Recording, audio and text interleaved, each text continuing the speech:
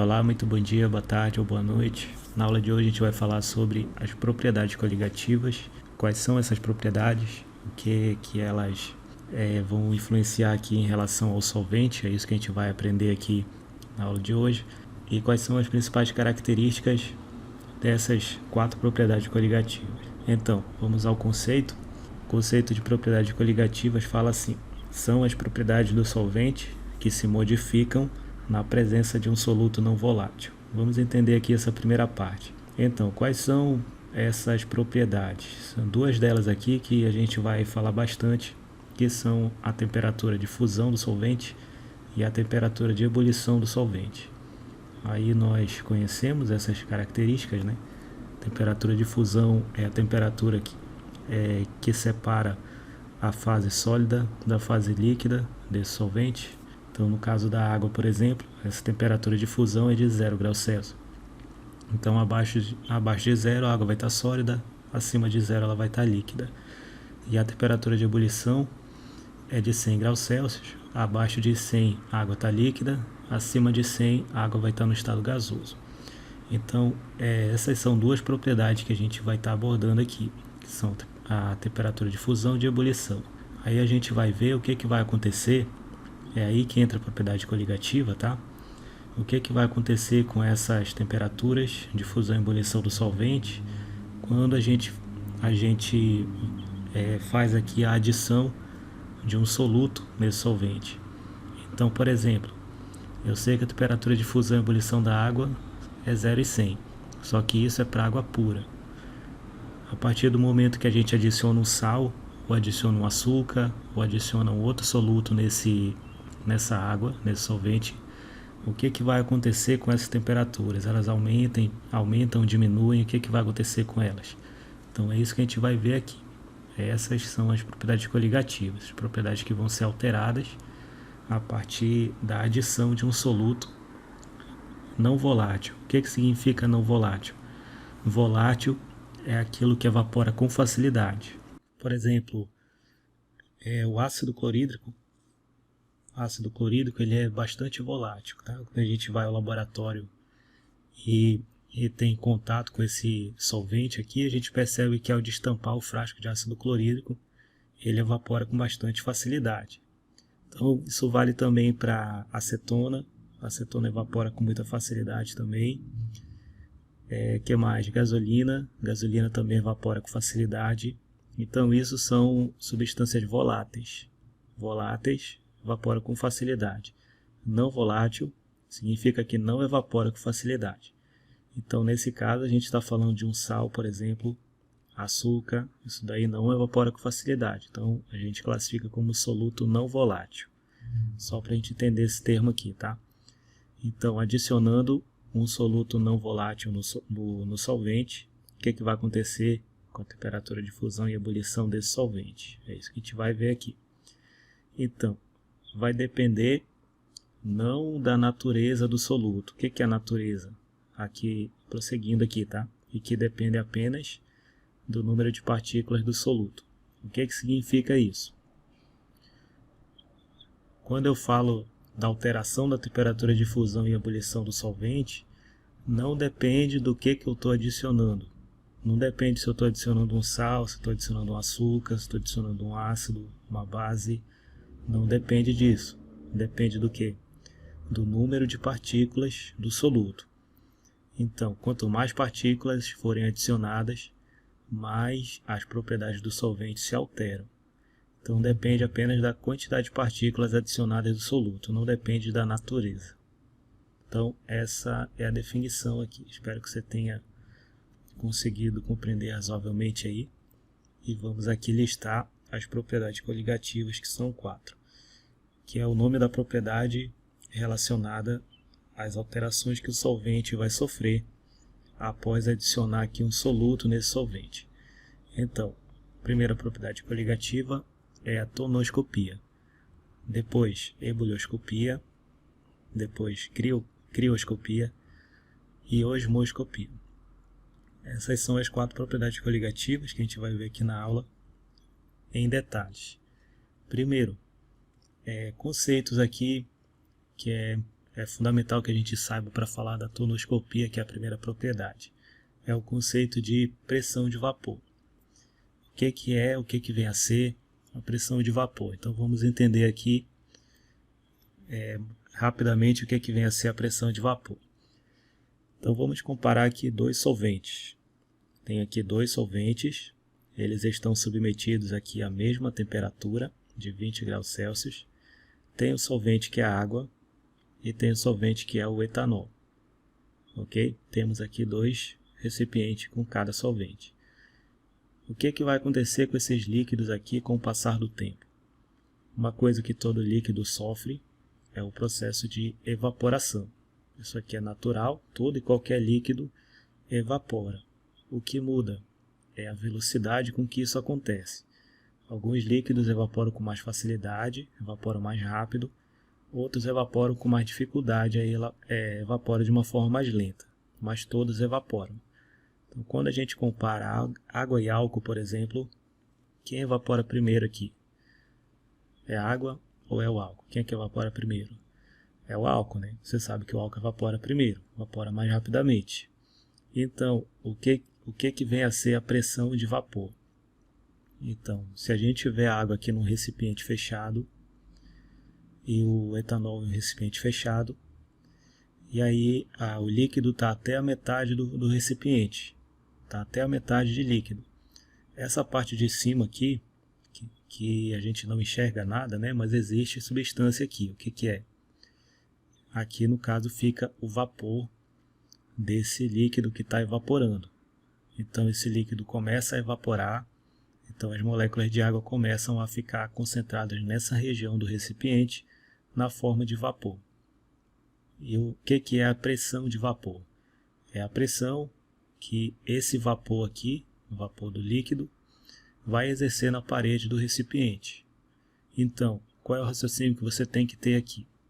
É que quanto mais vapor esse líquido, quanto mais rápido esse líquido evaporar, mais vapor ele vai liberar para essa região e maior vai ser a pressão. Isso aqui é a pressão, tá? Colocando aqui um barômetro para medir a pressão, tá? Aí a gente pode chegar a esse valor aqui de 17,5 milímetros de mercúrio, que é a unidade de pressão para a água, para o solvente água, 17,5. Enquanto que o etanol, a pressão de vapor vai ser 44 milímetros de mercúrio. É uma pressão maior, ok? É uma pressão maior do que a da água. Qual é a interpretação que você tem que ter em relação a isso? Por que é maior? Porque o etanol a gente sabe que ele evapora mais rápido que a água. Se ele evapora mais rápido, ele vai liberar mais moléculas para o estado de vapor aqui nessa região. Então a quantidade de vapor aqui vai ser maior do que a quantidade de vapor aqui da água. Se aqui evapora mais rápido, então aqui tem mais vapor do que aqui a evaporação é mais lenta. Então, como aqui tem mais vapor, vai ter maior pressão na parede do recipiente e a gente vê isso aqui numericamente. Tem mais pressão realmente. Então, esse é o raciocínio que você deve ter quando a gente falar de pressão de vapor. Você vai estar comparando solventes diferentes. Você vai pensar aqui quem é que evapora primeiro, quem é que evapora mais rápido. Aquele que evaporar mais rápido vai ter maior pressão de vapor. Aquele que demorar mais para evaporar vai ter menor pressão de vapor. Então, esse é o raciocínio final que você deve ter quando a gente falar dessa pressão de vapor, ok? Agora, você pode pensar o seguinte aqui. Por que o etanol evapora mais rápido? Aí isso daqui está relacionado a outras propriedades da molécula, que algumas delas aqui eu vou listar aqui para você. E eu sugiro que você se aprofunde um pouco mais nessas características aqui, que são de química geral, ok? Para você poder ter essa comparação com mais propriedade. Então, moléculas polares e apolares, a gente sabe que moléculas apolares, como por exemplo a gasolina, ela evapora mais rápido do que a água, que é um solvente polar. Então, o polar ele tende a evaporar de uma forma mais lenta. O apolar ele tende a evaporar de uma forma mais rápida. Isso de modo geral, tá? Mas tem alguns outros fatores que também influenciam. Por exemplo, o óleo é apolar também, o óleo, só que ele não evapora de uma forma muito rápida. É bem demorada a evaporação do óleo, porque o óleo é formado por moléculas muito pesadas. Então, moléculas que têm uma grande quantidade de carbono, então são moléculas mais pesadas e esse peso influencia nessa velocidade de evaporação aqui. Mas, de modo geral, as apolares tendem a evaporar com mais facilidade. Forças intermoleculares, aí é importante revisar isso aqui também. Quando você compara uma substância que tem força intermolecular muito fraca, ela tende a evaporar mais rápido. E a água, força intermolecular da água é a ligação de hidrogênio ou ponte de hidrogênio, que é uma interação forte. Então, devido a essa interação, a água demora um pouco mais para evaporar. Então, esse aqui também é um ponto importante para a gente entender essa questão da evaporação. Então, quanto mais forte forem as interações intermoleculares, mais estável a substância será. Okay? Então, quanto mais forte a interação, mais estável a substância será. E se ela for muito estável, significa dizer que ela demora mais para evaporar, porque ela é mais estável. Quem evapora muito rápido são as menos estáveis, ok? Menos estáveis. Então, menor será a sua pressão de vapor. Então, aquela substância que é mais estável, que tem as interações mais fortes, elas evaporam menos e, consequentemente, elas vão ter menor quantidade de pressão de vapor. Já as substâncias com as forças mais fracas, vai ser menos estáveis, essas substâncias. Se elas são menos estáveis, elas evaporam mais rápido, mais facilidade e vão ter maior pressão de vapor. Então é importante a gente ter esse raciocínio aqui bem estabelecido também. Então vamos aqui falar da primeira propriedade, que é a tonoscopia. O que é a tonoscopia? O que ela estuda? Então, a tonoscopia é o efeito causado quando ocorre a diminuição da pressão de vapor de um líquido quando o soluto não volátil é adicionado a ele. Então, resumindo aqui, a tonoscopia ela vai estudar a diminuição de quem? Da pressão de vapor do solvente, do líquido. Em que momento essa diminuição da pressão de vapor acontece? Quando é adicionado a esse líquido um soluto não volátil. Então, por exemplo, se nós tivermos aqui a água, somente a água, tá? A gente vai ter ela evaporando com uma certa velocidade. A gente já viu que demora um pouco para evaporar a água em relação a outros solventes, ela demora um pouco mais. Mas se você adicionar sal na água, essa evaporação ela vai ser mais lenta ainda. Ou seja, uma quantidade ainda menor de moléculas de água vão estar passando para o estado de vapor, se adicionar o sal, e com isso diminui o quê? Diminui a pressão de vapor. Então, a pressão de vapor está relacionado com a velocidade de evaporação. Se a evaporação for rápida, a pressão de vapor vai ser alta. Se a evaporação for lenta, a pressão de vapor vai ser baixa. Então, adicionando sal, a evaporação da água fica mais lenta e com isso ocorre a diminuição da pressão de vapor. Então, o nome dessa propriedade que fala sobre isso é a tonoscopia. Então, a tonoscopia fala exatamente dessa questão, de adicionar o soluto, diminuir a velocidade de evaporação e diminuir a pressão de vapor. Isso é a tonoscopia, tá? Aqui, esse esquema é só para representar que ao adicionar aqui o sal, ele vai começar a se prender aqui nas moléculas de água e com isso faz com que a evaporação aconteça de uma forma mais lenta. Vai dificultar a evaporação, já que o sal começa a se prender aqui nas moléculas de água e com isso ele retarda o processo de evaporação. Ok? É somente isso. Como é que a gente pode calcular aqui? Entra a parte de cálculo agora, tá? como é que a gente pode calcular o abaixamento relativo da pressão de vapor? O que é abaixamento relativo? Vamos trabalhar com valores numéricos aqui para você entender. Então, quando a gente colocar, por exemplo, 20 gramas de sal em um volume de água, um volume de solvente, essas 20 gramas de sal, a gente já viu que vai diminuir a pressão de vapor. Vai evaporar menos esse solvente com a adição desses 20 gramas de sal. Aí, em quantos por cento, o baixamento relativo é percentual, tá? Em quantos por cento a pressão de vapor diminui? Vai diminuir 10%, 20%, 30%. Quantos por cento diminui a pressão de vapor com a adição do soluto? Então, é isso que dá para calcular.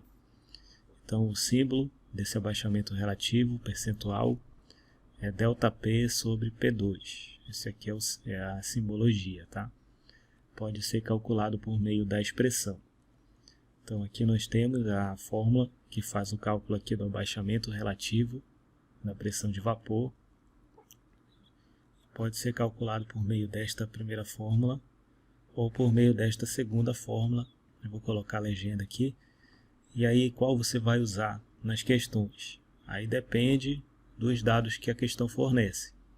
Se a questão fornecer dados para usar a primeira, você usa a primeira. Dados para usar a segunda, você usa a segunda. Que é a pressão que vai, é a questão que vai estar determinando qual é o caminho a seguir. Muito bem, então vamos colocar uma legenda aqui. ΔP sobre P2 é o abaixamento relativo da pressão de vapor. Isso daqui é o percentual. Quantos por cento a pressão de vapor diminui com a adição do solvente, com a adição do soluto no solvente? Quantos por cento diminui? Isso aqui é o abaixamento relativo. O ΔP sozinho significa abaixamento absoluto. O que é o abaixamento absoluto? A pressão de vapor era 40, por exemplo, antes da adição do soluto, e abaixou para 20. Então, abaixou em 20. É um valor numérico, não é um valor percentual.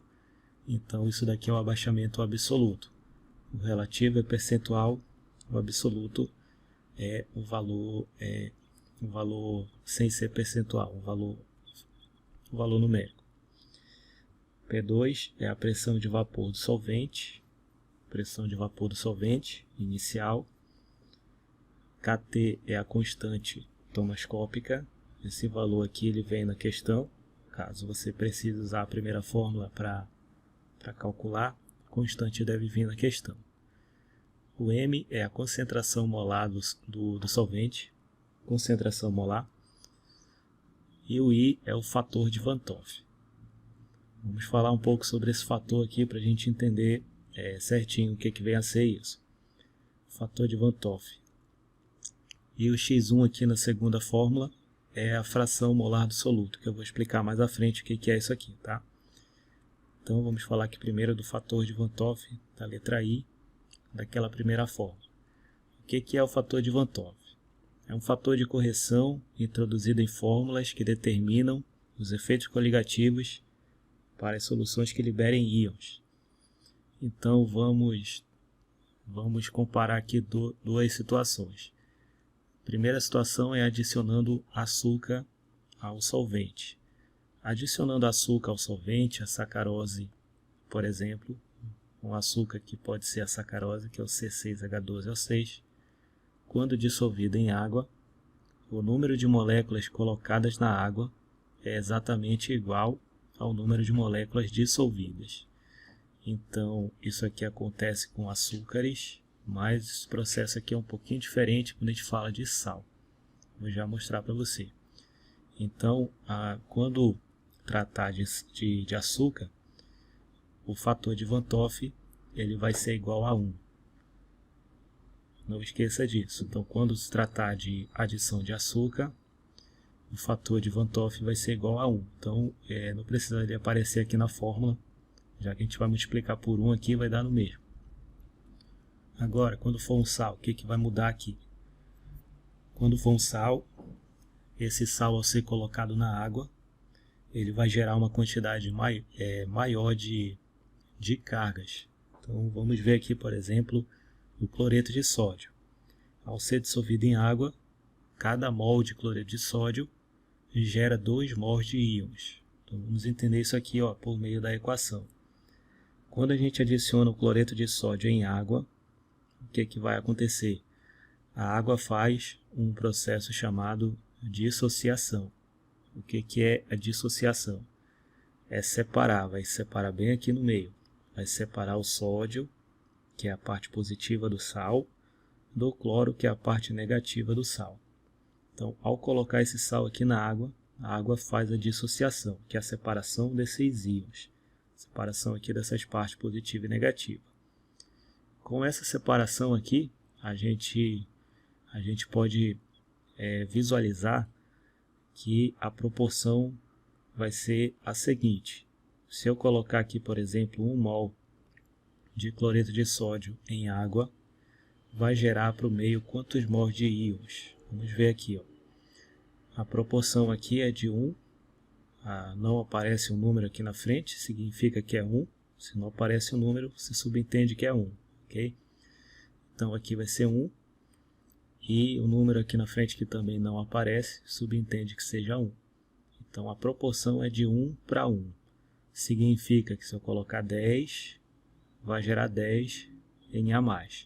Se eu colocar 5, vai gerar 5. A proporção é de 1 para 1, quer dizer que é a mesma proporção, tá? A quantidade que você colocar de cloreto de sódio vai ser igual à quantidade que vai gerar de Na+, de íon sódio. E o mesmo vale para o cloro aqui.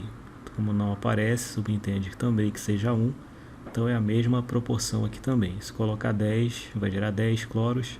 Se colocar 5, vai gerar 5 cloros. Então, se a proporção é a mesma, a gente pode colocar aqui que 1 mol de cloreto de sódio vai gerar para o meio o quê? 1 mol de sódio, a proporção é de 1 para 1, vai gerar 1 mol também, e mais 1 mol de cloreto. Então vai gerar aqui 1 mol desse íon positivo e mais 1 mol desse íon negativo. Então no final das contas, 1 mol de sal vai agir na solução como se fosse 2, porque vai ser 1 de íon positivo e mais 1 de íon negativo. Então fazendo a soma aqui, a gente tem que 1 mol desse sal vai se comportar na solução como se fosse 2. Então a gente tem aqui que fazer uma correção. Então o fator de Van 't Hoff é isso, tá? No caso aqui na fórmula, você teria que multiplicar aqui a constante tonoscópica vezes a concentração molar, vezes o fator de Van 't Hoff, que no caso aqui é 2. Então, por que 2? Porque 1 mol de cloreto de sódio vai gerar 2 mols de íons para a solução.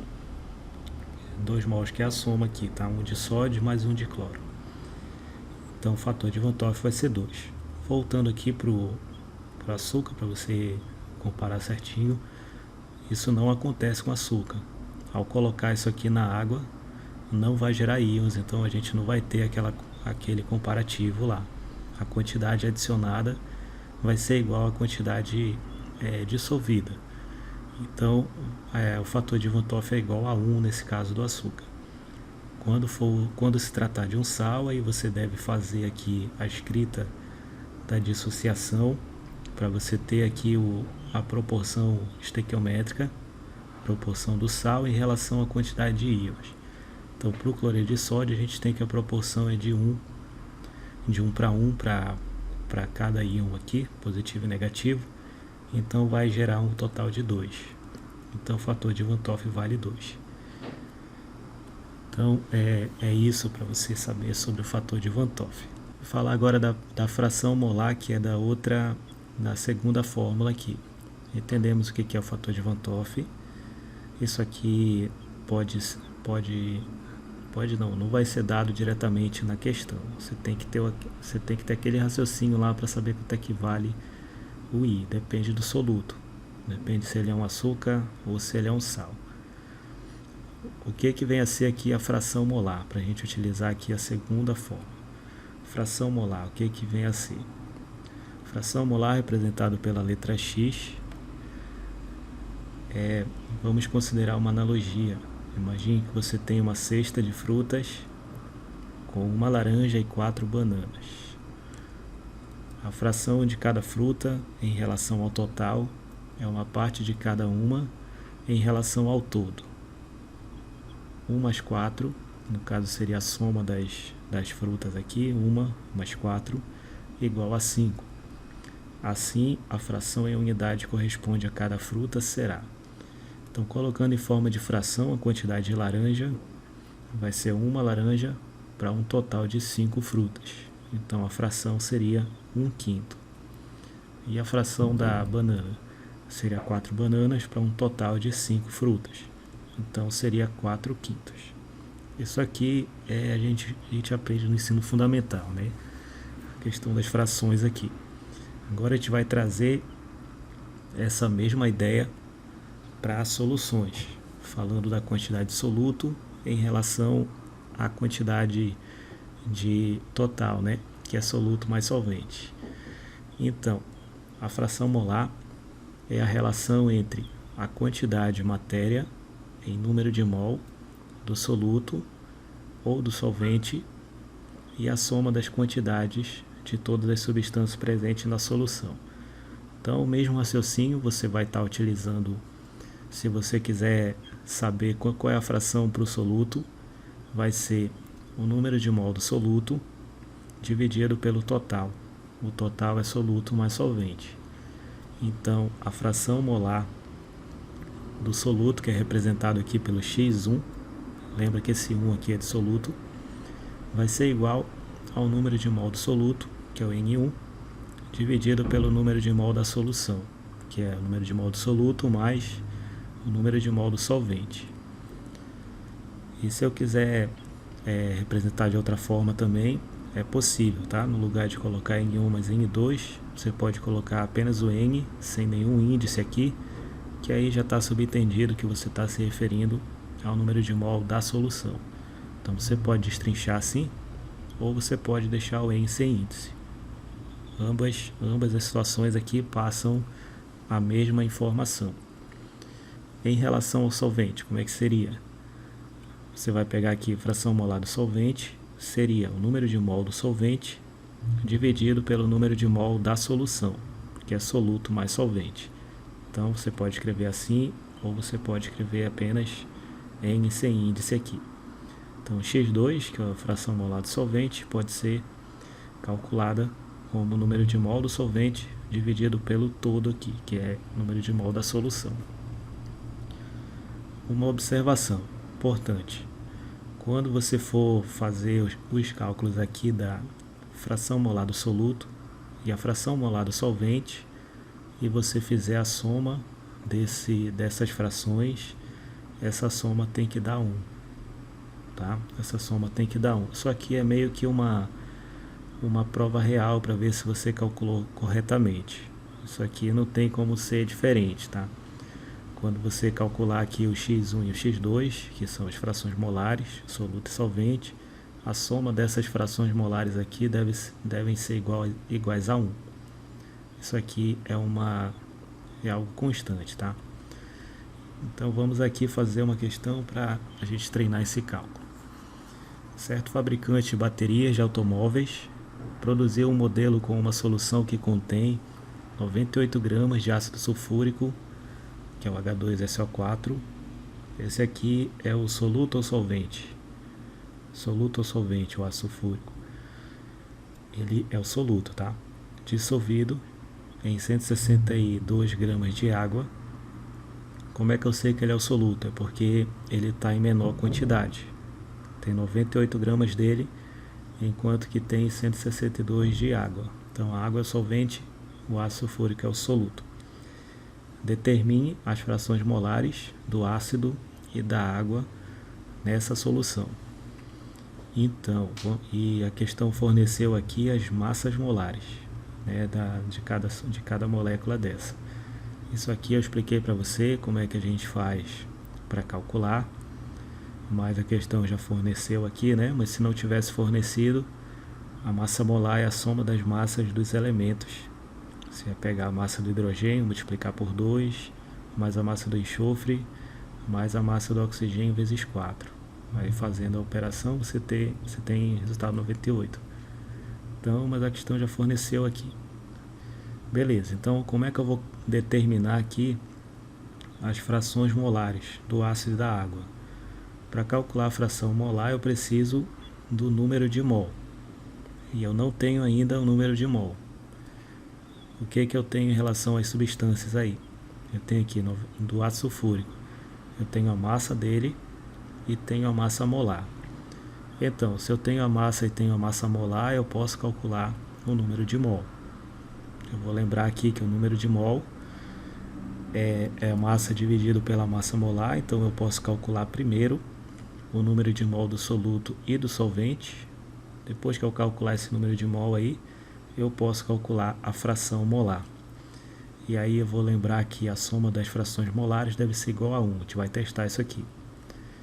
Então, o número de mol do ácido sulfúrico, que é o soluto, vai ser igual a massa do ácido dividido pela massa molar do ácido. Então, substituindo aqui os valores, a massa do ácido sulfúrico é 98 gramas e a massa molar do ácido sulfúrico também é 98 gramas, por coincidência, tá? Ambos são 98 gramas aqui. Fazendo a divisão, 98 por 98 vai dar 1. Então nós temos que a quantidade de mol de ácido sulfúrico nessa bateria aí da questão é de 1 mol. Esse é o número de mol do ácido sulfúrico, 1 mol. Quanto é o número de mol do solvente, da água?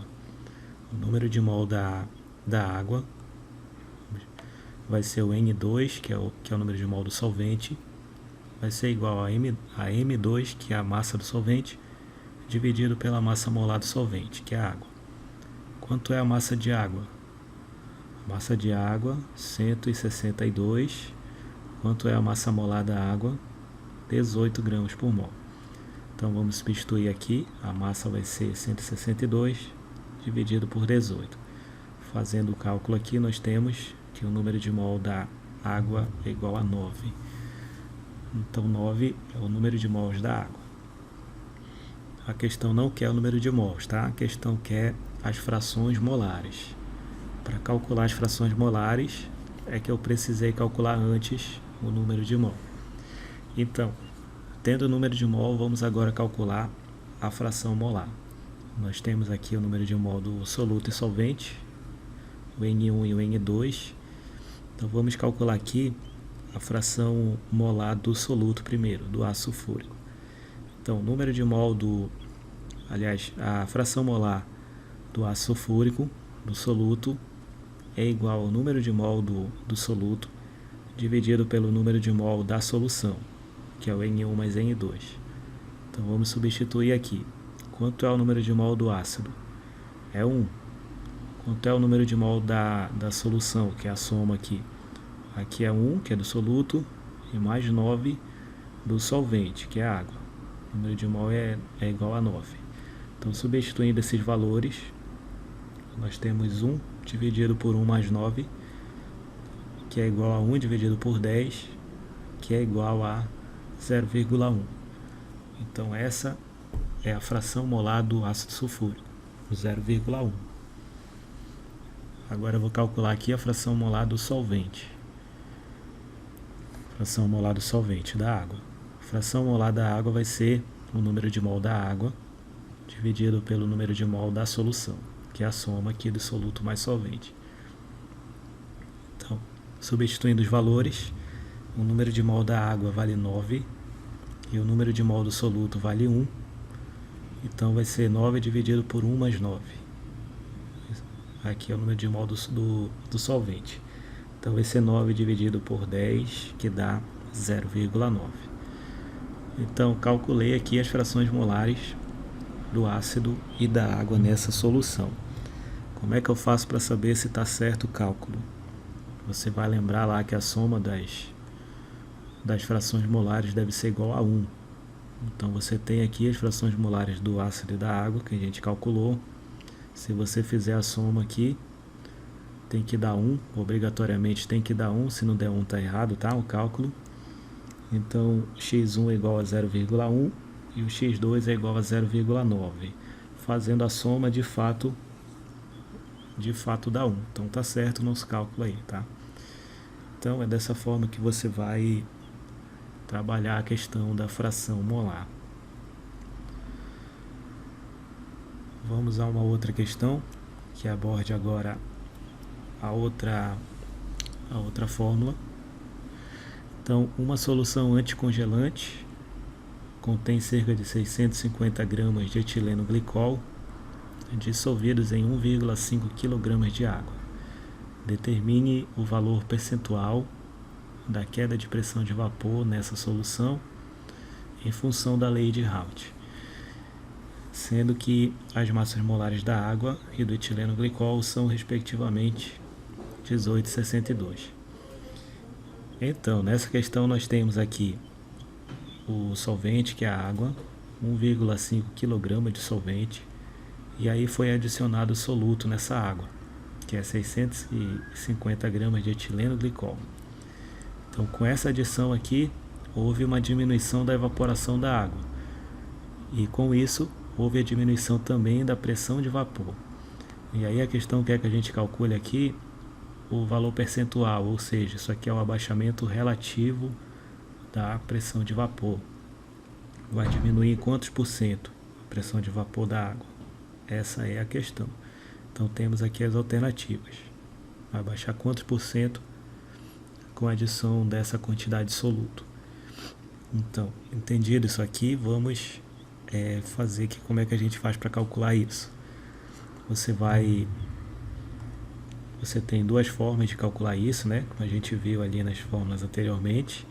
O abaixamento relativo da pressão de vapor pode ser calculado por constante, molaridade vezes fator de Van 't Hoff, ou pode ser calculado igual aqui a fração molar do soluto.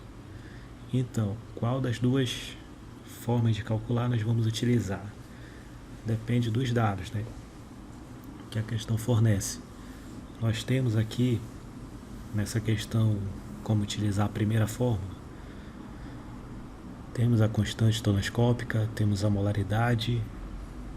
Não tem essas informações, né? Só o que nós temos aqui é massa do soluto, do etileno glicol e do solvente, que é a água.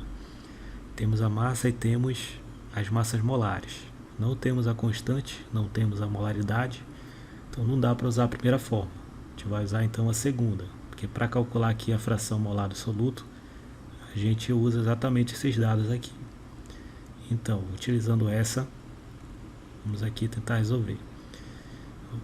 O número de mol do soluto, para a gente poder determinar a fração molar dele.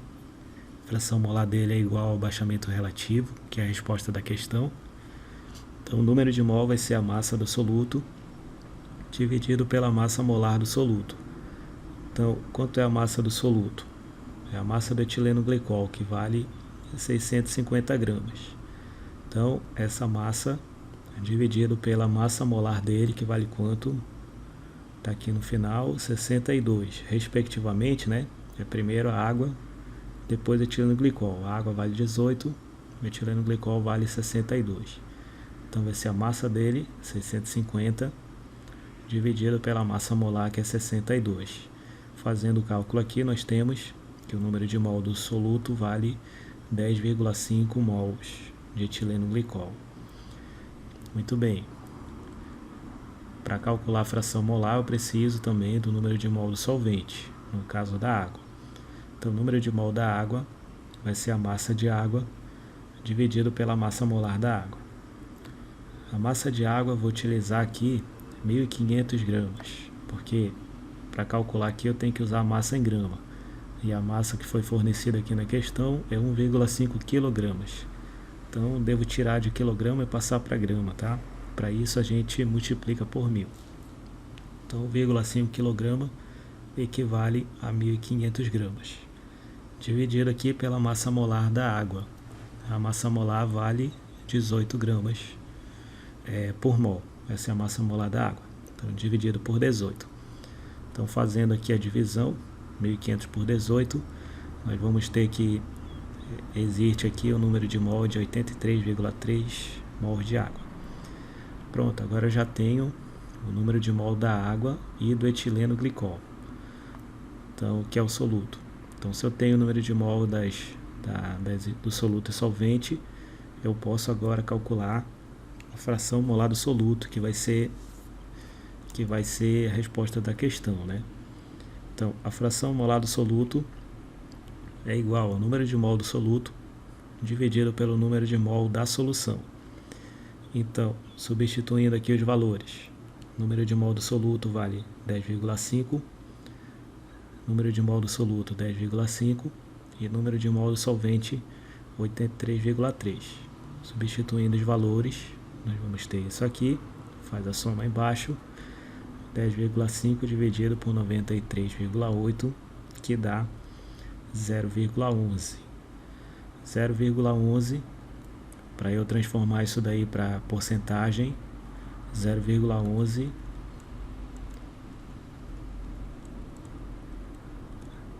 eu calculei o da água aqui, mas nem precisaria, tá? É só para caso você quisesse treinar aqui a questão do cálculo. Fração molar da água, o número de mol da água dividido pelo número de mol da solução. Substitui aqui e encontra, tá?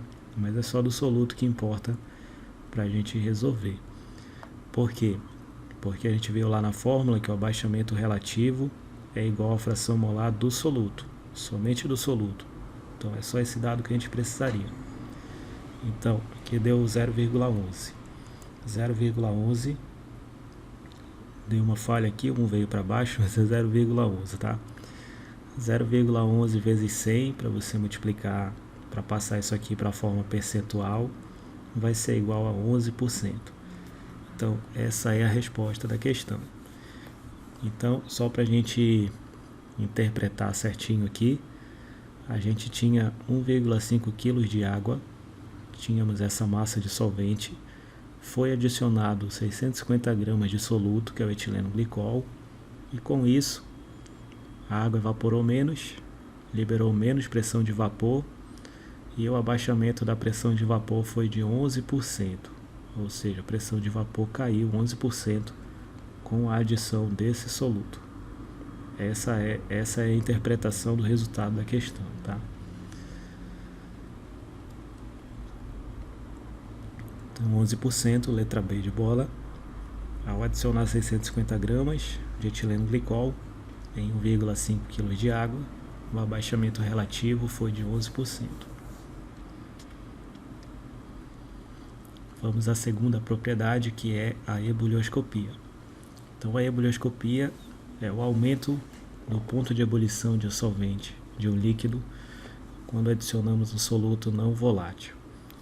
Então, a tonoscopia, que foi a propriedade anterior que nós vimos, a tonoscopia, ela falava sobre a diminuição da pressão de vapor. Então, a pressão de vapor diminuía quando adicionava o soluto não volátil. A ebulioscopia, ela vai olhar por outro ponto de vista. Aqui ela vai ver que quando adiciona o soluto, além de diminuir a pressão de vapor, vai aumentar a temperatura de ebulição. Ou seja, se a água pura, ela evapora ela vai entrar em ebulição a partir de 100 graus, que é a temperatura de ebulição do solvente. Com a adição do soluto, essa temperatura de ebulição ela aumenta. Então, para eu fazer a água entrar em ebulição, se essa água tiver com soluto, vai ser uma temperatura superior a 100 graus Celsius. Então, quem estuda essa parte aqui é a ebulioscopia. Um exemplo disso, um exemplo bem prático aqui dessa questão, é quando você coloca água para ferver. Você coloca água para ferver e aí ela começa a liberar as bolhas aqui, né? E se nesse momento você adicionar aqui um soluto, aí independe de qual seja o soluto, tá? Adicionando o soluto aqui na água, no momento que essa água está entrando em ebulição, você vai poder notar que a ebulição vai parar. Você está fervendo aqui, está formando bolhas. No momento que adiciona o soluto, essa ebulição aqui ela para. Se ela para, significa o quê? Significa que a temperatura de ebulição aumentou. Então a gente vai precisar aquecer a uma temperatura mais alta para conseguir fazer esse solvente entrar em ebulição novamente. Então após a adição do soluto vai aumentar a temperatura de ebulição, então a gente vai precisar aquecer um pouco mais. E quanto mais soluto for colocado, maior vai ficar essa temperatura de ebulição. Então isso aqui é diretamente proporcional. Se colocar aqui uma quantidade muito grande de soluto, vai aumentar muito drasticamente essa temperatura de ebulição. Então isso é a ebulioscopia. Como é que eu posso calcular aqui para quanto foi a temperatura de ebulição? Eu sei que ela vai aumentar. Adicionando soluto, eu sei que a temperatura de ebulição vai aumentar. Mas vai aumentar para quanto? Então a gente pode calcular isso por meio dessa expressão. A variação da temperatura de ebulição vai ser igual à constante ebulioscópica. Deixa eu colocar aqui a legenda. Aumento do ponto de ebulição, ΔTE, vai ser igual à constante ebulioscópica vezes esse W aqui, que é a molalidade. Não é molaridade, tá? É molalidade. Molaridade é o M maiúsculo, aqui molalidade, que é o W, vezes o fator de Van 't Hoff que a gente viu anteriormente. É o mesmo fator de Van 't Hoff lá da fórmula anterior, mesmo raciocínio. Essa molalidade aqui, caso seja necessário calcular, normalmente não é, tá? Normalmente a molalidade ela já vem na questão. Você só pega o valor que está na questão e substitui direto aqui. Normalmente é assim, mas caso você tenha que calcular separadamente, a molaridade é por meio dessa expressão aqui. A molaridade é a massa do soluto dividido pela massa molar do soluto vezes a massa do solvente em quilograma. Mas só isso aqui talvez não seja necessário utilizar. A molaridade ela costuma vir direto na questão. Então vamos fazer aqui uma questão teórica envolvendo aqui a ebulioscopia. Sobre a propriedade coligativa da ebulioscopia, dê a soma dos itens incorretos. Itens incorretos. Item 1. A temperatura de início de ebulição de qualquer solução é sempre menor que a temperatura de ebulição do solvente puro. Vamos pensar aqui, certo ou errado essa afirmação? A temperatura de início de ebulição de qualquer solução é sempre menor que a temperatura de ebulição do solvente puro. Bem, você deve pensar da seguinte forma. Você está comparando aqui o solvente puro. O que é o solvente puro? É o solvente sem o soluto. É somente o solvente. E o que é a solução? É o solvente depois que você adicionou o soluto. Aí você tem a solução. Então, quando você compara a solução com o solvente, qual é o comparativo correto que a gente faz em relação à temperatura de ebulição? A temperatura de ebulição da solução, que é o solvente depois de adicionar o soluto, essa temperatura de ebulição ela não vai aumentar? Ela vai aumentar, foi isso que a gente viu agora há pouco. Você tem o solvente puro, que é a água, por exemplo, que entra em ebulição em 100 graus Celsius, e após você adicionar o soluto, a temperatura de ebulição aumenta, vai ficar com valor superior a 100 graus Celsius. Então a temperatura de ebulição ela vai aumentar. Então a solução a solução que é a mistura, né, vai ter a temperatura de ebulição maior. Então não menor. Esse daqui está errado, tá? Então o item 1 vai estar errado. Item 2. Quanto maior é a concentração da solução, menor é a temperatura de ebulição. Tá errado também. O que é a concentração? A concentração é quanto de soluto eu estou colocando no solvente. Então, quanto mais soluto eu estou colocando no solvente, maior é a concentração. Então, quanto mais soluto eu adiciono no solvente, maior é a concentração. E também, quanto mais soluto eu adiciono, mais a temperatura de ebulição aumenta. Lembra disso? Quanto mais soluto você adiciona, mais a temperatura de ebulição aumenta. Então, lendo novamente aqui, quanto maior é a concentração, menor a temperatura de ebulição? Não, maior vai ficar. Quanto mais concentração, quer dizer que mais soluto foi adicionado. Então maior vai ficando essa temperatura de ebulição. Então está errado também aqui o item 2.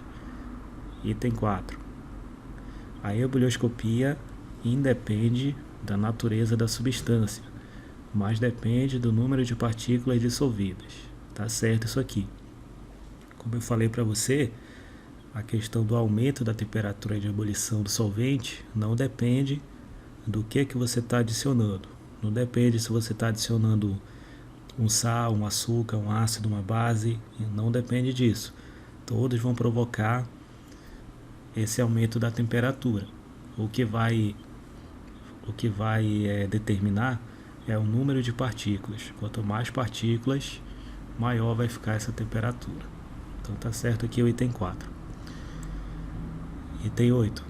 A propriedade coligativa da ebulioscopia refere-se ao estudo da elevação da temperatura de ebulição de uma solução.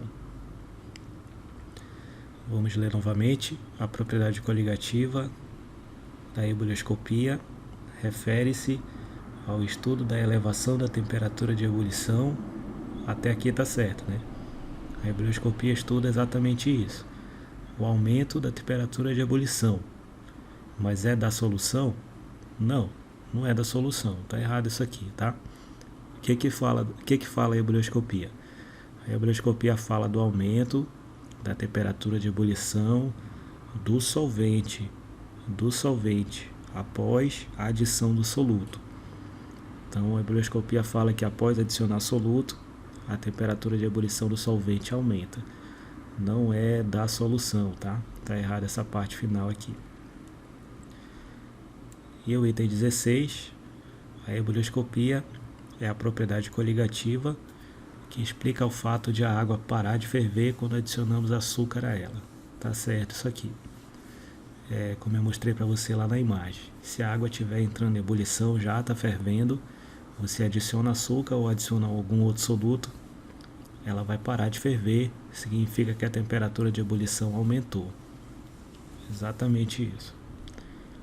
Então, os itens incorretos, errados nessa questão, é o item 1, o item 2 e o item 8. Vamos fazer mais uma questão agora envolvendo a parte de cálculo, uma questão teórica e agora uma de cálculo. A solução aquosa de sacarose apresenta concentração 0,9 molar. Isso aqui é a molalidade, lembra que eu falei para você, costuma vir na questão? Calcule a elevação do ponto de ebulição sofrida pela água em graus Celsius, sabendo que a constante ebulioscópica é de 0,52 graus Celsius por molar. Então, vamos calcular aqui para quanto aumentou a temperatura de ebulição da água com a adição do açúcar, que é a sacarose, na concentração ali 0,9 molar. Então, para ver quanto aumentou a temperatura de ebulição da água, a gente vai substituir aqui os dados. Temos a constante ebulioscópica, temos a molalidade, temos também. E o fator de Van 't Hoff, como é que funciona aqui? Você vai lembrar lá do que eu expliquei para você. Como aqui trata-se de um açúcar, para açúcares o fator de Van 't Hoff é igual a 1. Se for um sal aqui, né, aí você tem que fazer a dissociação lá e ver a proporção. Então, nesse caso não precisa fazer, já que é um açúcar, o fator de Van 't Hoff é igual a 1. Então, substituindo aqui, a constante ebulioscópica 0,52, concentração molar ou molalidade 0,9 e o fator de Van 't Hoff igual a 1. Fazendo aqui a multiplicação, nós temos que a água aumentou em 0,47 graus Celsius nessas condições. Você poderia fazer aqui para determinar o valor absoluto, né, da temperatura da água. Aqui já poderia finalizar a questão, tá? Aqui já poderia finalizar. Nós chegamos aqui que a água ela vai aumentar a temperatura de ebulição em 0,47 graus Celsius. Já poderia finalizar aqui. Mas se você quiser chegar a um valor mais exato, você poderia destrinchar isso aqui. A variação da temperatura de ebulição é a temperatura final menos a temperatura inicial, igual a 0,47. Quanto era a temperatura de ebulição da água inicialmente? Inicialmente, antes de adicionar o soluto, era quanto? Era 100 graus Celsius.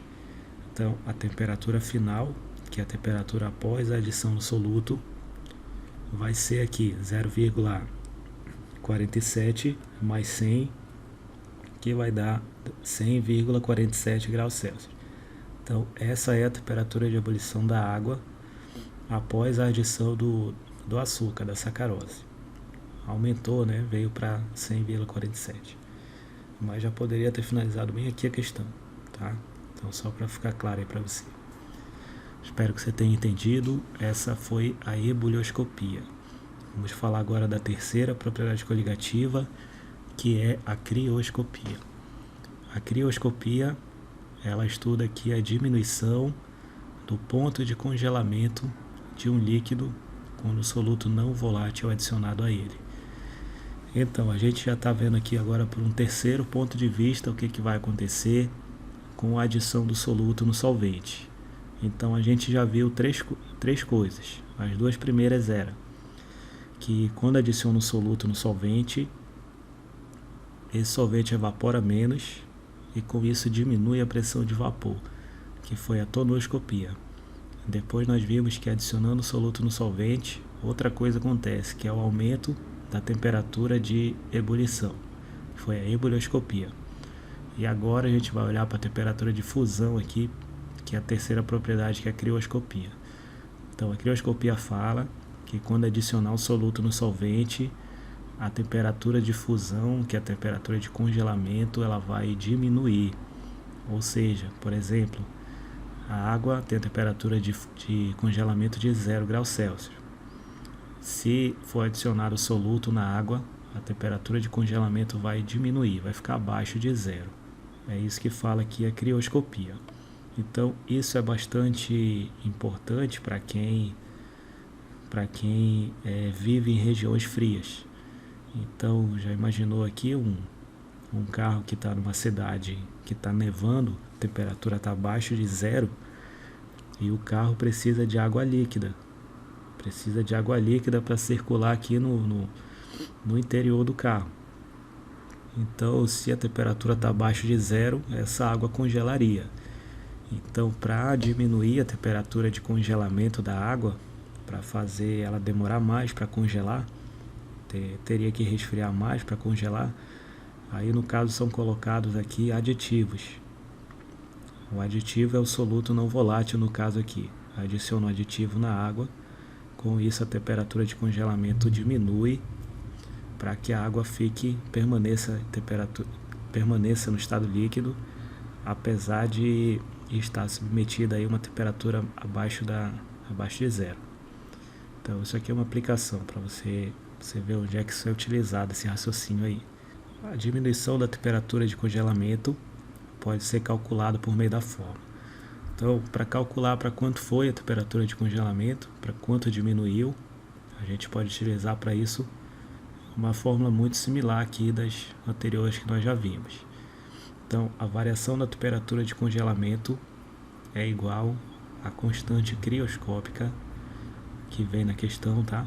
Vezes a molaridade, novamente, vezes o fator de Van Toff. Então, vou colocar aqui a legenda.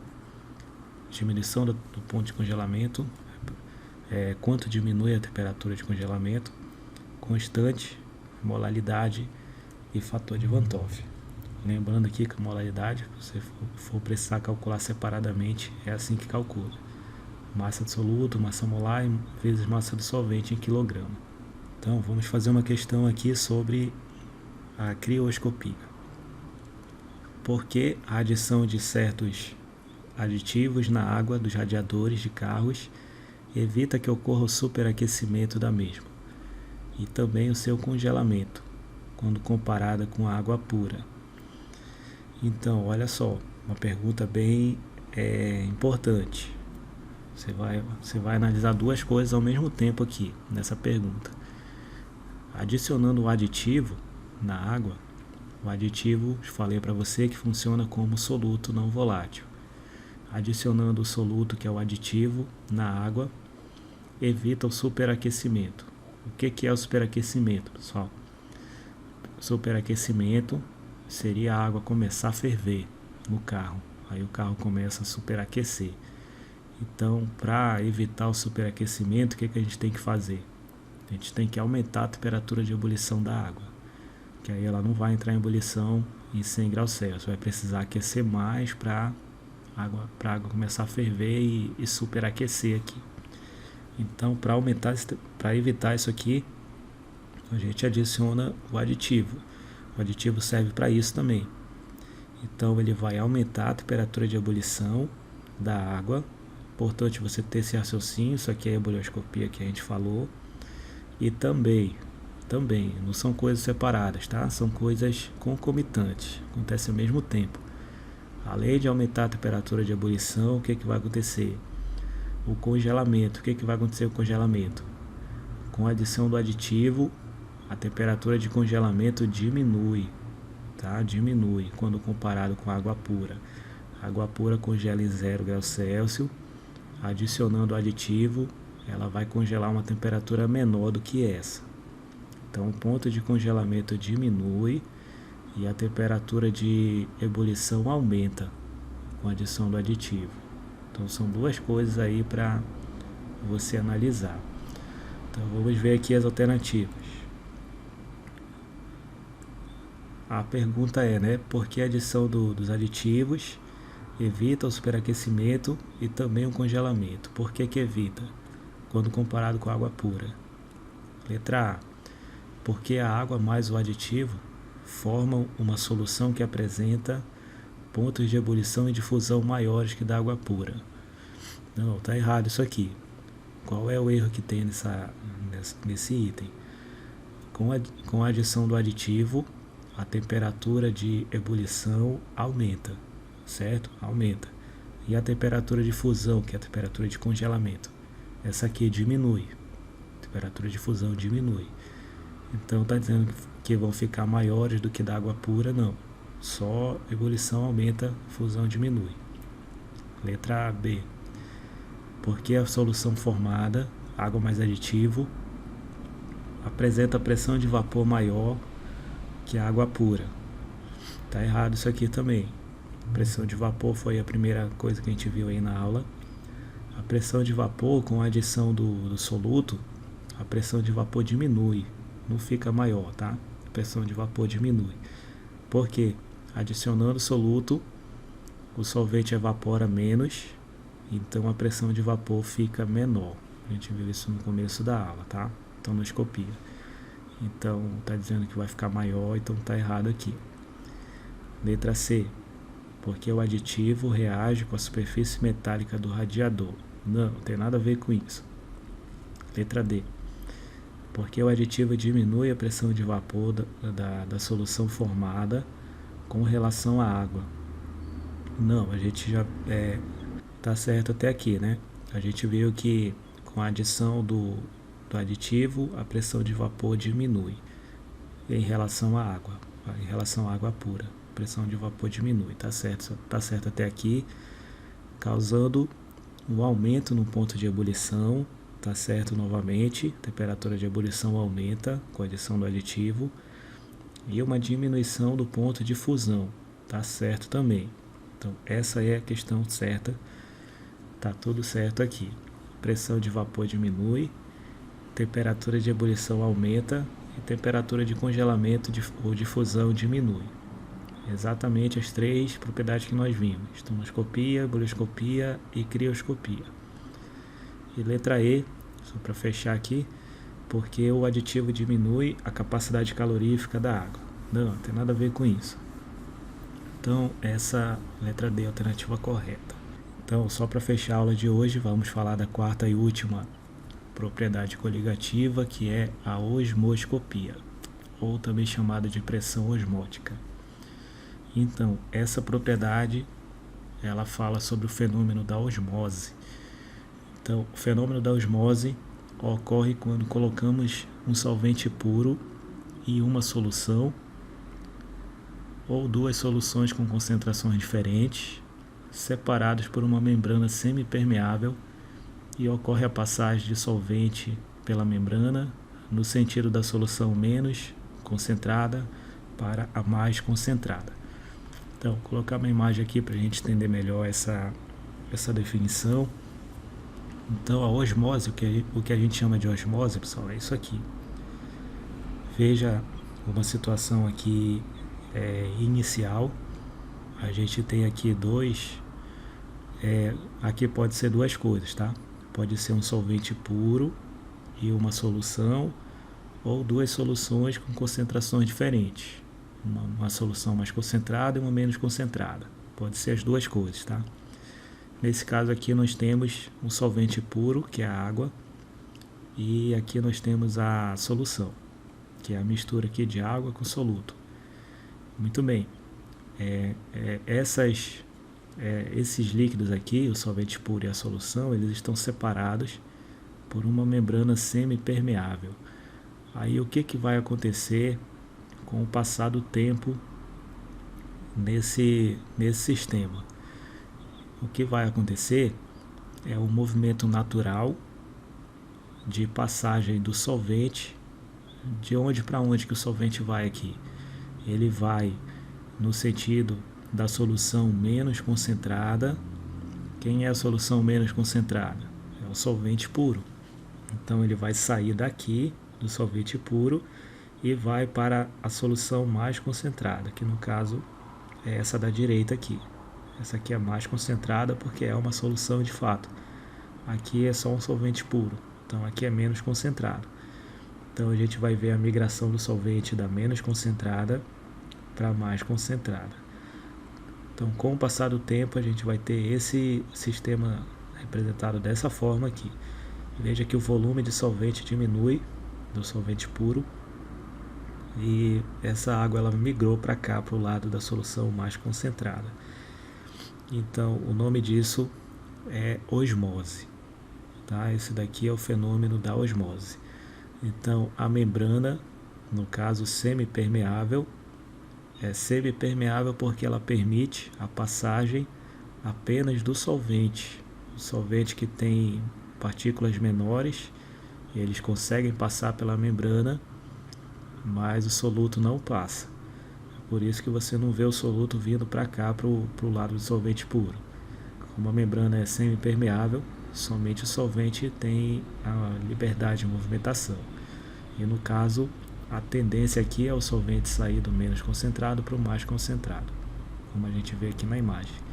Então o nome disso, osmose. Como é que nós podemos calcular aqui a pressão osmótica? Pressão osmótica, representado pelo π, pode ser calculado por meio da fórmula. Pressão osmótica é igual à concentração molar da solução. Vou colocar a legenda aqui. Concentração molar da solução, pressão osmótica, o π, vezes o R. O R é a constante universal dos gases. Isso aqui vem na questão. Esse dado aqui vem na questão, constante universal dos gases, vezes a temperatura absoluta. Temperatura absoluta não é a temperatura em graus Celsius. A temperatura absoluta é a temperatura em Kelvin, que é a unidade aí de temperatura absoluta. Aí quando você for calcular, você vai precisar converter temperatura em graus Celsius para Kelvin, se for necessário, tá? Vou te mostrar aí como é que faz. Vezes o I, que é o fator de Van 't Hoff, que nós já vimos. Então vamos fazer uma questão aqui para fechar a aula e para fechar para a gente ver aqui como é que a gente pode calcular isso. Considere a concentração do cloreto de sódio na água do mar seja de aproximadamente 0,4 mol por litro. Qual será a pressão que deve ser aplicada para dessalinizar a água do mar a 27 graus Celsius, desconsiderando outras substâncias dissolvidas? Então, nessa questão a gente vai ver que vai ser exercida uma pressão, que é chamada de pressão osmótica. O que é a pressão osmótica? É a pressão para que a osmose aconteça. O que é a osmose? É a migração do solvente do lado menos concentrado para o lado mais concentrado. Com isso a gente pode fazer aí a dessalinização do mar, né? Então é um processo que é bastante importante. Então, como é que a gente pode calcular aqui a pressão que deve ser aplicada para dessalinizar essa água do mar? Então, temos aí as alternativas em ATM. Para calcular aqui essa pressão osmótica, vai ser aqui a concentração vezes constante, vezes temperatura, vezes o fator de Van 't Hoff. Muito bem. Vamos analisar aqui os itens. A primeira coisa que você deve fazer é observar que o soluto, no caso, é o cloreto de sódio, que é o sal. Aí eu expliquei para você que quando a gente falar de sal, em relação ao fator de Van 't Hoff, o fator de Van 't Hoff depende da concentração dos íons da solução. Então, 1 mol de cloreto de sódio vai gerar aqui 2 mols de íons, como nós vimos lá no começo da aula. 1 mol de cloreto de sódio gera 2 mols de íons. Então, o fator de Van 't Hoff vai ser igual a 2 para esse soluto aqui. Pronto, então o fator de Van 't Hoff igual a 2. O que mais nós temos que observar aqui de informação? A temperatura dada aqui na questão está em 27 graus Celsius.